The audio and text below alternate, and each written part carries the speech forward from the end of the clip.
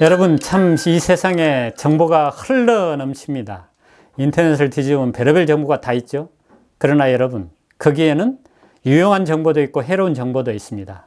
그래서 약에 대한 것도 마찬가지입니다. 여러분, 약이 정말 여러분의 몸에 약일까요? 독일까요?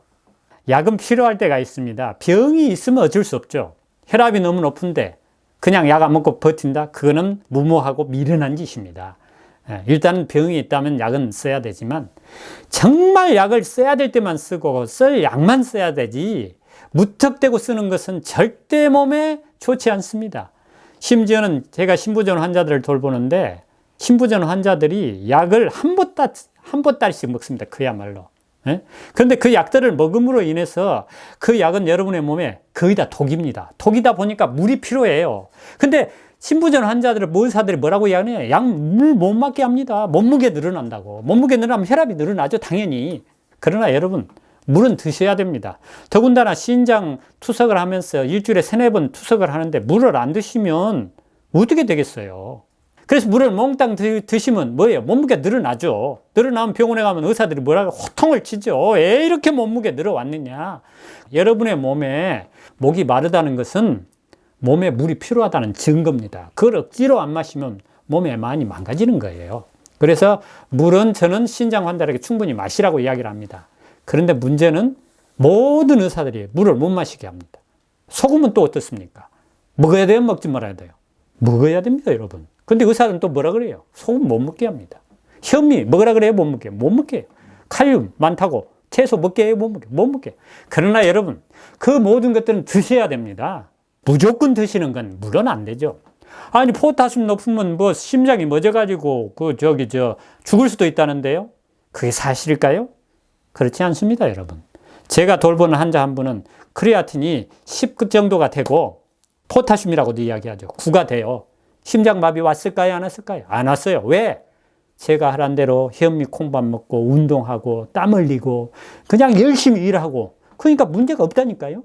크레아틴이 이제 2, 3이 되고 그런 정도는 보통 병원에는 지켜보자고 하는 그런 단계임에도 불구하고 이분이 좀 관리를 잘 못해가지고 물을, 아까도 말씀드렸지만 물을 너무 많이 마셔도 문제가 돼요. 물을 드시는 것입니다. 그런 분들은 소변을 누워보시고 하루에 24시간 소변량을 재보시고 그런 다음에 어떻게 하셔야 돼요? 그 소변량만큼의 물만 드시도록 우선은 애를 쓰셔야 돼요. 그러면서 제가 하는 식단대로 이렇게 하시다 보면 소변량이 늘어납니다. 왜냐하면 몸에 필요 없으니까.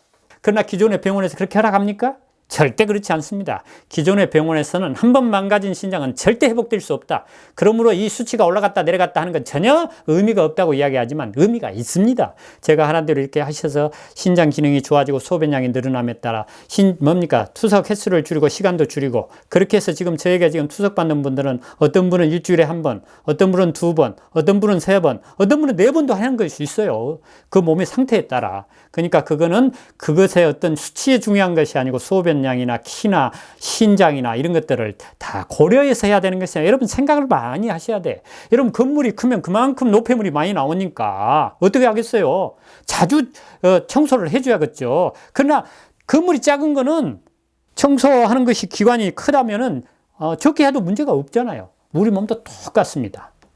여러분 약은 또 이 신장약뿐만 아니고 다른 약들은 어떻습니까? 여러분 진통제 먹어서 좋을까요? 안 먹어야 좋을까요? 여러분 다리가 지금 무릎이 아파요. 그럼 진통제를 먹습니다. 그럼 무릎이 안 아프죠?